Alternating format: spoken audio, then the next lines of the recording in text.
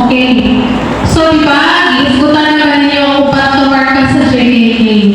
So, kani siya upat, kaning manasilingan o kapitbayan, nakaugat sa salita ng Diyos ang siya magkulita. Importante dyan sa JKK. So, kung mawala ang isa, kung muhina ang isa, tinato na siya matawag na JKK. So, hindi mo na activity para mabalanso natin kung gaano kahalaga para mamarkan. Okay. So, karon, tagalan daw nato ang manasilingan or kapitbayan.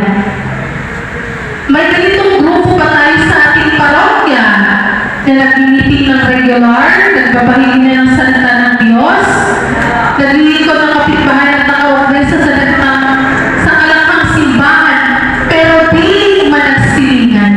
Natay grupo ay sa parokya na meron po na nakaugat sa salita ng Diyos, actual komentado, pero di manasilingan. Anong tawag natin sa kanila?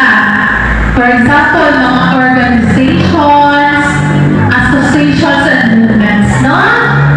Grupo, organization movements, hindi sila manasilingan, pero grupo sila. Mali ba ito mga grupo ito? Mali ba siya ang organization movements? Hindi. Mayroon silang mga natalatanging kaloob na kailangan ng ating sambahan. Pero, kung wala ang unang marka or matanda, kasi itong unang marka, manasilingan. Pero kung wala itong manasilingan, di natin sila matatawag na BC or JDP. Organization sila, no? Kasi ang JDP, manasilingan. Ikaduha, tanggalan na ito ang salita ng Diyos. Okay, so may ganitong grupo pa tayo sa parokya na manasilingan sila, nakaugnay sila sa kalakang simbahan at na sila'y action or gawa, pero hindi sila nakaugat sa salita ng Diyos. May grupo pa tayo ngayon sa ating parokya o sa ating komunidad na yes po, for example, kooperatiba, homeowners associations, and civic groups. Maliban siya ang mga grupo. Hindi. Marami silang nagagawa para sa ating komunidad, no? Ay mga cooperative, no? Diyan tayo nag-utang, or ano, nakahelp po sa ato.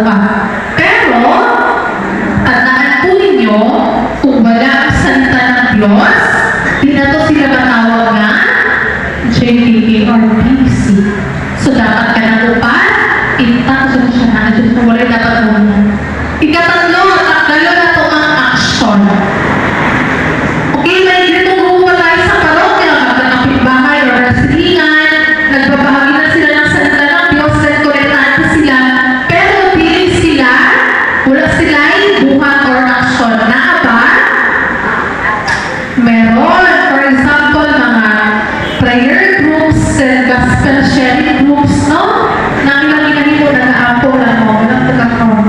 Mali ba niya siya? No. Hindi.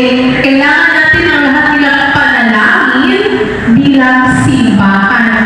Pero, kung wala ang itatlong tanda, ang action or gawa, bigyan ko na ito sila matawag na BC or JDP. Okay, ikaw pa, tanggalan na itong komentado. May ganitong grupo pa tayo sa komunidad or sa ating parokya, magkakapitbahay, nakaugnay sa salita ng Diyos, may aksyon, pero di konektado sa atong simbahan. Ba sa atong komunidad? Meron, no? Anong mga lalim sekta, mga siya, hindi siya connected sa atong parokya. Mali ba na siya? No, kasi may sarili tayo, religion at paniniwala. Pero, kung wala ang konektado or naka-angklas sa kalakang simbahan, di na ito siya matawag na JDP or BC. So, kung sa ibig ibig ipasabot sa saksi natin, no? Ano yung paniwatin natin, no? Na kanyang upang mamarka, sa ito una,